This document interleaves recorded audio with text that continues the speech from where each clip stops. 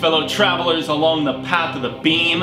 I am known on this level of the tower as Jaime and Fuego, and if it please you, join me here for a bit of palaver on Hail to Stephen King. That's right, and welcome everyone. Bienvenidos to the year of 19. This is the horror show. You can just call me Fuego for short. As you see by that tower of books behind me, Stephen King, my favorite author. I've read everything that he has ever published, and boy did it take an arduous amount of time, almost 8 years, and I completed that journey.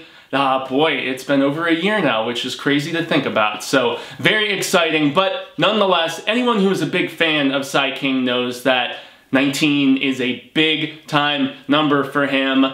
Stephen King was not alive during the previous time that we hit a 19, at least as far as, you know, I mean, the 1900s were his century, obviously. That's where he came to prominence, you know, in the 70s and everything. But yes, 2019, big time stuff, and we are hoping it's going to be a very, very big year for him. The only thing that's a little bit disconcerting, at least for me, is that we still don't have an announcement about a new book from him. There is a re-release that we will get to, but essentially this is going to be a preview of the year of 19. Shout out to the Hail to Stephen King Ka-Tet. This is the first episode that I've done since the holidays where I came down with like a hellacious bit of the flu, sick during Christmas and kind of recovering during the new year as we were, you know, trying to finish up all our best of the year coverage. So I'm feeling significantly more invigorated and almost 100%. I'm getting there. But, so, really the thing is, we only have 2 confirmed releases, well technically 3, but 2 dated releases for Stephen King adaptations to the big screen. And so, they're big heavy hitters though. We got Pet Sematary, and we have It Chapter 2. So, obviously, we gotta mention that I've said countless times, my top 3 Stephen King, like the unholy trinity, is pretty much always been, and still none have been usurped, but for me, it's Pet Sematary, and then also The Stand, which I just got done rereading. And just to let everybody know, originally this was going to be the live big spoiler discussion because The Stand was the book of the month for December, as that was just finishing up its 40th anniversary celebration, but had to get this preview up sooner rather than later, so the next episode of the show will be a big live spoilers discussion with the audience. But, so, yeah, to have a new Pet Sematary film and the second part of the big, just enormous, record-breaking box office madness that was It. I mean, just having those 2 pretty big. But the first one we're going to get, April 5th, we have Pet Sematary, starring John Lithgow, starring Jason Clarke, and, you know, some talented looking children actors and stuff, but this is one that I'm okay with. Nothing is going to take away the Mary Lambert film from me, which I personally still adore. I still think holds up very well, especially a lot of the practical gore and stuff like this, but you've got Kevin Kolsch and Dennis Widmeyer, team behind Starry Eyes, directing it. The look of the film is exactly what I want. The original trailer wasn't in every capacity. I had some issues with the kids with the masks and, you know, obviously Lithgow and his different take on the character not talking with that drawl that we were so used to from, you know, the previous portrayal. But, yeah, I like those directors. I thought Starry Eyes was really badass. The screenwriting team behind it I have faith in. We've got David Kajganich, who did the Suspiria remake, which is one of my favorite films of 2018. He also did writing for Blood Creek and for AMC's The Terror. And then the person who I think is getting final screenwriting credit is Jeff Buhler, if I'm not butchering that, but he's like Mr. Remake City. He scripted the Grudge remake, which is just called Grudge, that's coming out this year. Jacob's Ladder remake, which I'm actually also okay with, also coming out this year. Did work for George R.R. Martin's sci-fi show Night Flyers. The Prodigy, which is about to come out, which looks okay. It's got the kid who played Georgie in it, looking all creepy and shizzle. You've got the Midnight Meat Train also, which was an adaptation of a Clive Barker short. So, I mean, between the screenwriting team, between the directors, between the look of the trailer, the acting, I mean, yeah, I'm honestly very, very excited for April 5th. Paramount Pictures getting ballsy and trying to get in on the King craze. So, next up, we have the one that I have, to be very candid, far less faith in. Yeah, and not that I'm not anticipating the hell out of it, Chapter 2, coming out September 6th via New Line Cinema. Masters of horror, you know, the studio that Freddy built, as they always say. But for my money, I'm stoked that we have all those awesome children actors coming back. I picked McAvoy as my grown-up stuttering Bill, you know, as Big Bill. And, you know, Chastain and all these other people. It looks like a hater, it looks like a great cast. I love that Andy's coming back. I loved Mama. I thought it was really, really underrated. I loved the look and the direction, the cinematic feel of that first film, okay? Where I don't have confidence is Gary Dauberman scripting this all by himself. Now, granted, I really liked Annabelle Creation. I did not hate The Nun like a lot of people did, and once again, that's him working off of James Wan's notes, though, just like he's going to be doing for the third Annabelle film, which he is scripting, which is going to have the Warrens in it. He's also working with James Wan on the Swamp Thing TV series for DC All Access. Also, he's scripting the Are You Afraid of the Dark film, which I'm sure Marcia is super stoked about. I never watched that show as a kid.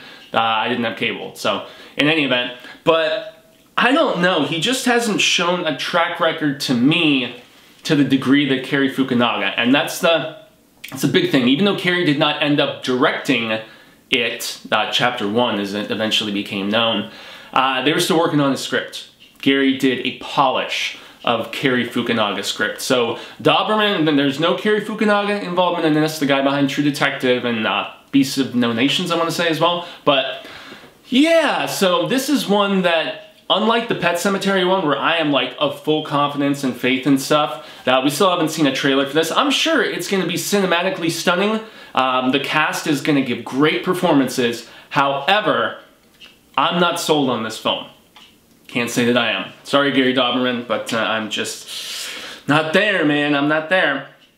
But the one that I am supremely sold on and stoked for, and this is the one that has not been dated, but we know for sure that it is coming out in 2019. And I talked about this on the last news segment, I believe. Actually, no, not the last news segment, on our most anticipated of 2019 of like every film coming out. And that's In the Tall Grass. In the Tall Grass, you know, it's funny, I went on my Joe Hill journey this past year in 2018, and I read all of his published stuff. So I read 20th Century Ghosts, I read Heart-Shaped Box, I read Horns, I read Nosferatu, I read The Fireman, and I just a couple days ago, right at the end of 2018, finished Strange Weather.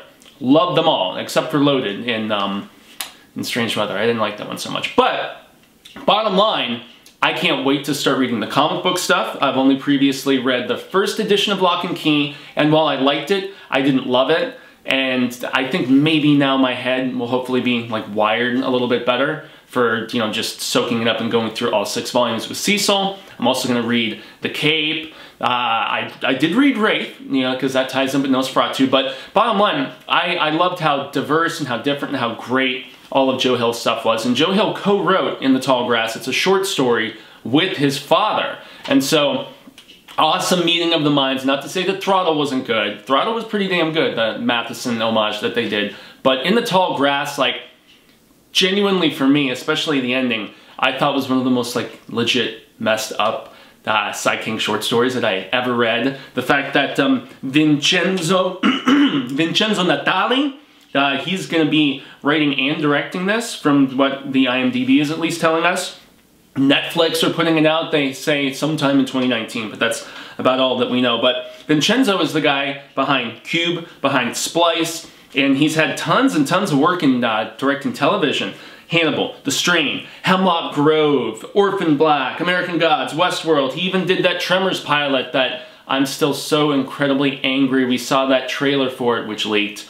I guess it's never going to see the light of day, just like Andy Muschietti's pilot for Lock and Key is never going to be seen either, because Netflix decided to pick that up and they're rebranding it and doing their own thing with it. But Patrick Wilson is in the cast, a couple other interesting faces, and so I gotta say, with my absolute adoration of the source material, which is essentially about this brother and sister that are driving down like a lonesome road. And the reason I'm not going to go into, you know, It and Pet Sematary. Everybody, if you're watching this program, you know what those are about. Plus, they're both remakes. In the Tall Grass has never been adapted before. And brother and sister driving down a remote country road, and they hear this child saying, "Help me, help me!" And it's like coming out of this field, this tall grassy field. So they pull off the road, they go into this tall grass, and they get lost. And I can't spoil anything from there, but boy, it's freaky. It's freaky shizzle, y'all. I cannot wait for that. So really, that at the beginning of the year here is all that we know for film. Okay, obviously Netflix, it's a feature film, but it's, you know, on a streaming service, and people can debate that all that they want about the merits of theatrical versus going to streaming. And I mean, hell, stuff like, there's some that do both and straddle that line. I don't anticipate that in this case because Netflix saw so much success with Bird Box.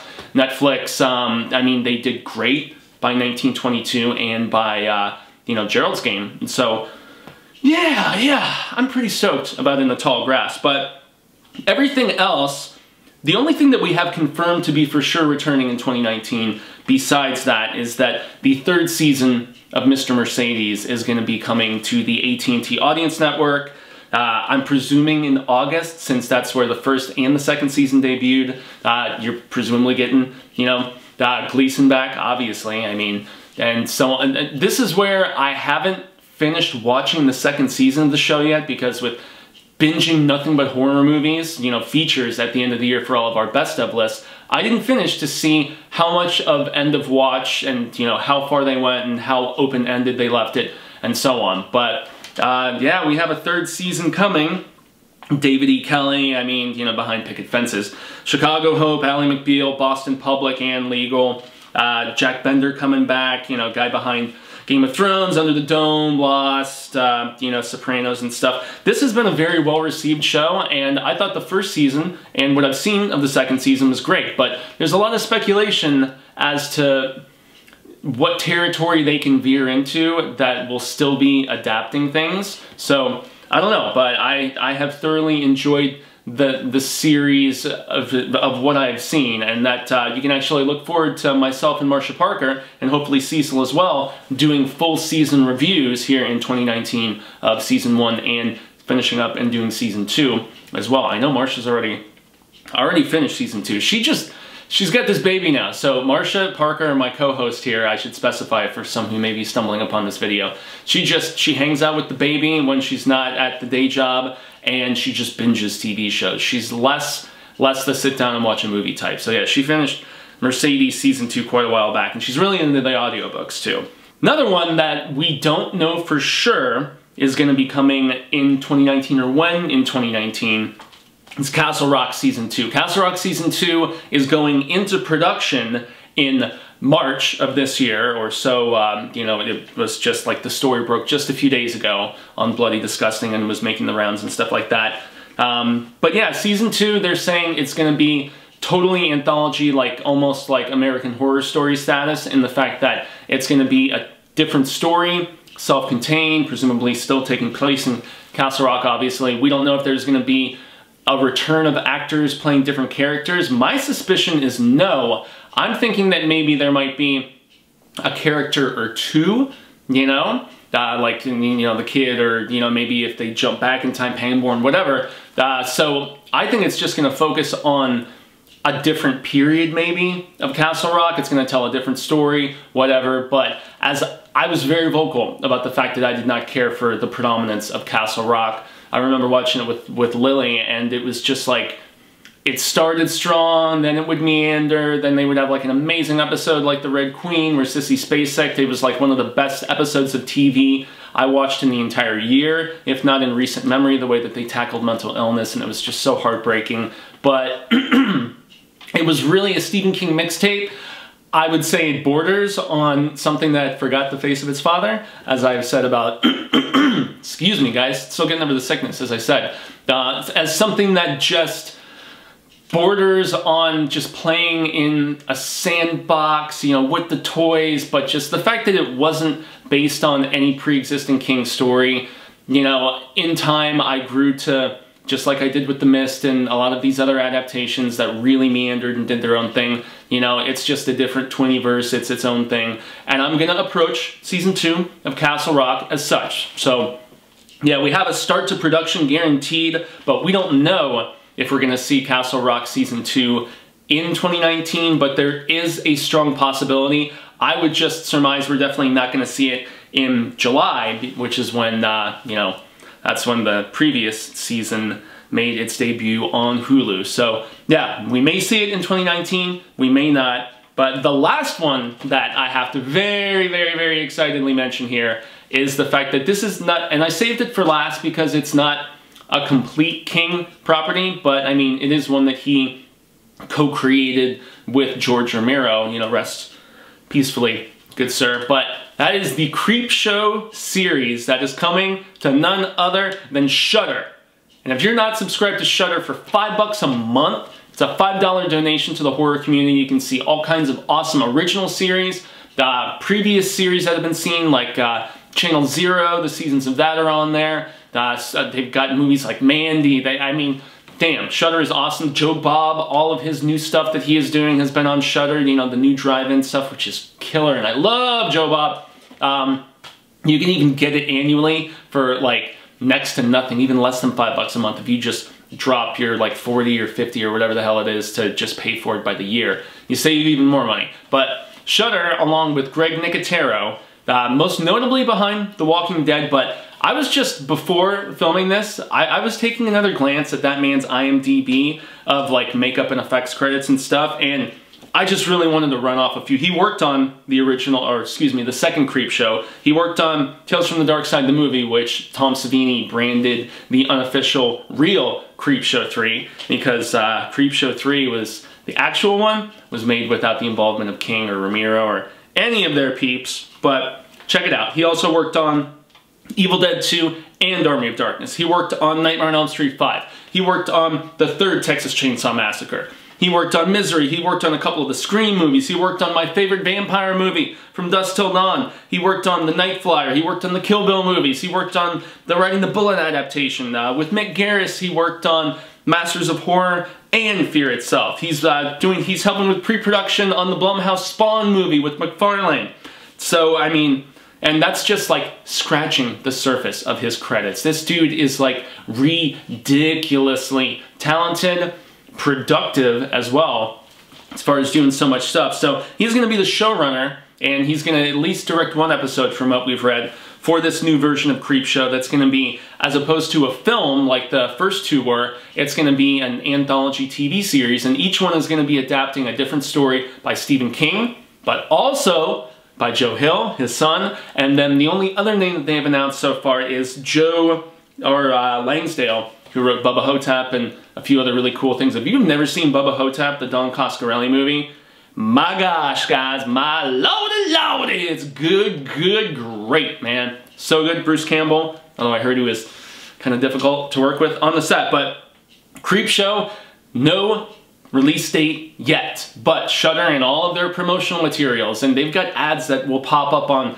like your Twitter and Facebook and different social media sectors and stuff like that, where they're like, yep, in 2019 we're bringing Creepshow to Shudder, an all new series. And so yes, while we don't have a definitive release date for that, unlike Castle Rock, which may come out in 2019 but has been confirmed, it has been confirmed that we are seeing this new Creepshow, and it makes me wonder what King tales they're gonna adapt, or if maybe him and his son are gonna be writing original stuff for screen.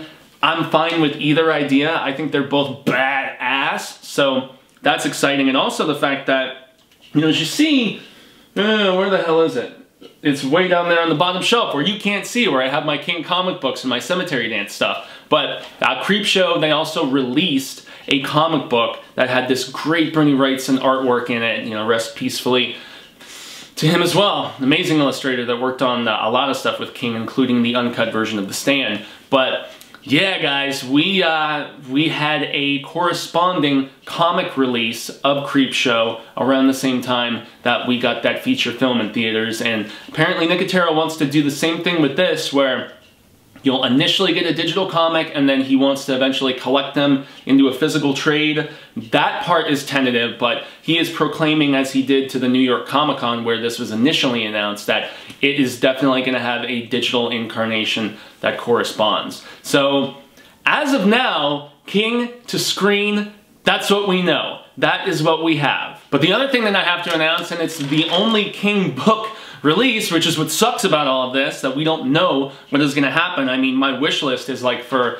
a new novel announcement, or for announcement about that Dark Tower TV series that Amazon is apparently still developing, or so they say. But on June 4th, we're going to be getting a re-release for the 10-year anniversary of The Colorado Kid. It was originally a hard case crime release, and it came out October 5th, 2005. I've got my copy of it, you know, there on the shelf somewhere. But it's going to be a deluxe illustrated edition with 20 new drawings, each from a different artist, which is pretty badass. He made the exclusive announcement with Entertainment Weekly. And this book is about this girl who's a new reporter on the scene, talking with these couple old guys about an unsolved mystery of this person, this dead body they found on a beach and stuff. And it's a really quick read. And it's intriguing too, and the way that it describes and approaches everything, the way it answers some questions, doesn't answer others, the way everything unravels. But PS Publishing previously did 4 different illustrated editions of this with 3 different artists. I'm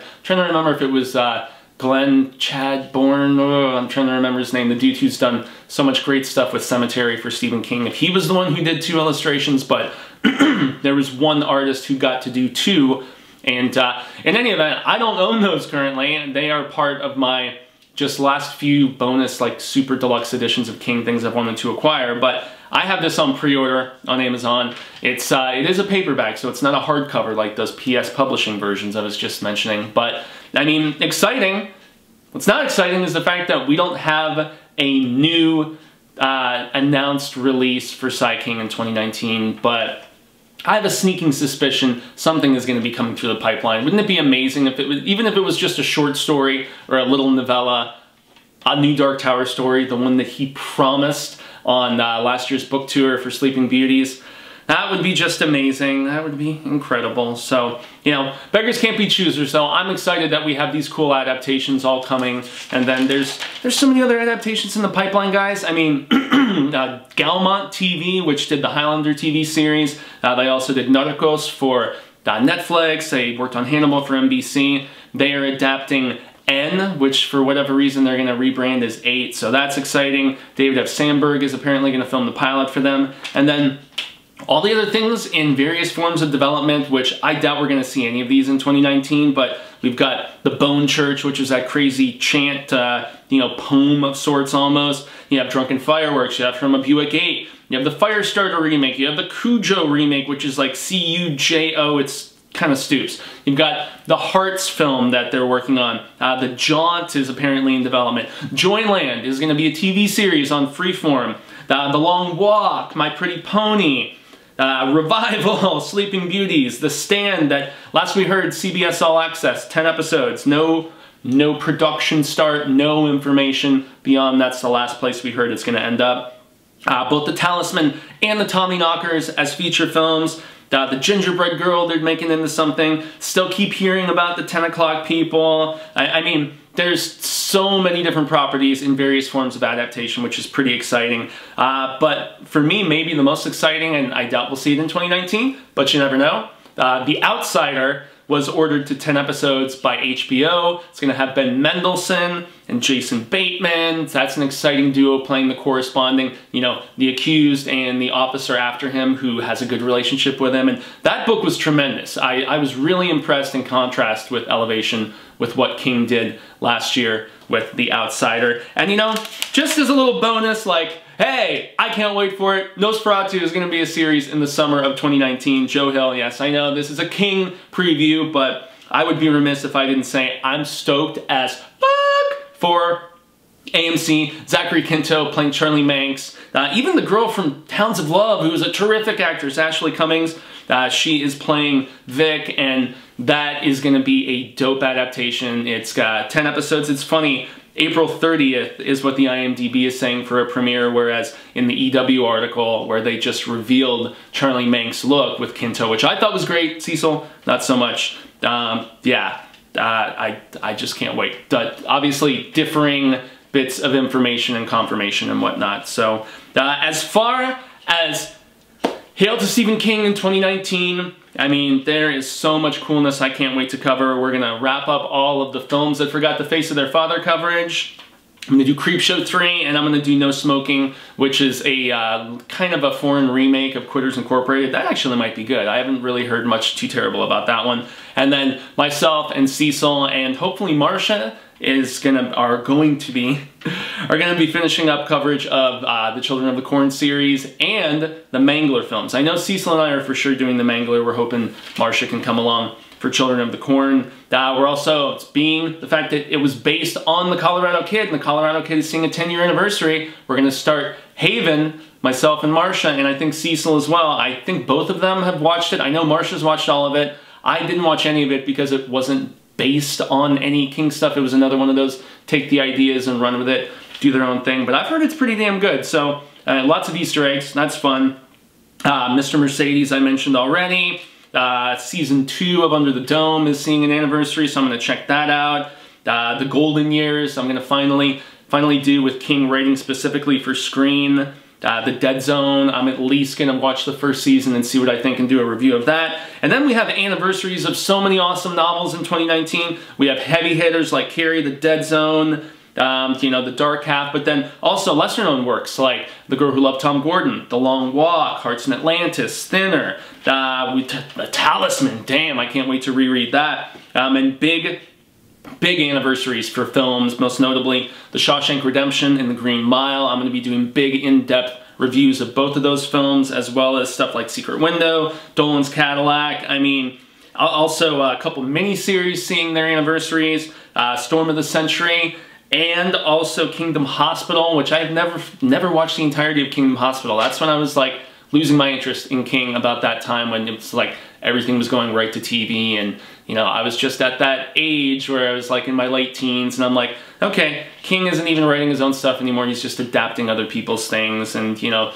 I mean, Rose Red and The Diary of Ellen Rimbauer, you can see my thoughts about that, which is what preceded Kingdom Hospital. So, I mean, as I sit here breathlessly looking at everything, I think I pretty much covered the way the year of 19 is going to go here on the horror show for Hail to Stephen King. And also, I should mention here at the very end that the January book of the month that I'm going to be doing a live thing at the very end of the month about is none other than Eyes of the Dragon, because Eyes of the Dragon actually has an anniversary in its original form this year. 35th anniversary of the first publication. A few years later was when it went to mass market and everything. So, January book of the month, if you want to read it, reread it, whatever the hell it may be, and then join in on the live stream discussion at the end of January, Eyes of the Dragon. I can't wait. I also downloaded the audiobook for the first time, so I'm going to reread it. I'm also going to listen to the audiobook. Audible, audiobooks.com. There's so many great destinations. If you don't have the time to sit down and read, check those out, y'all. So that brings us to the end here. I certainly hope that we have been well met. I have been Jaime and Fuego. You can find me on all social media sectors, Twitter, Instagram, Facebook, and YouTube. And yes, YouTube, you can see as of this upcoming week, all kinds of new content coming, including a live show called Infuegotainment, and I'm going to be talking about just news of the day, all kinds of awesome nerdtastic stuff. So if you want to see the stuff that I do besides King coverage here and besides everything else here on the horror show, where if you haven't liked, shared, and subscribed, hit that bell for notifications here. Please do that. It is so supremely appreciated. But yeah, if you want to see everything else that I'm doing, just jump on my social media and you can just get a gander at all of that. So once again, y'all, I've been Fuego. Y'all have been amazing, and until the Wheel of Ka comes around once more, I say, hasta luego, sin amigos. Yep, that's right, cinema amigos, sin amigos. Constant readers and viewers alike. I hope that we get to see one another sooner rather than later. Say thank you. And remember, until that instance occurs, stay scared and read Stephen King. Honestly, read anything in this year of 19 that's Stephen King, but probably The Dark Tower is an important one.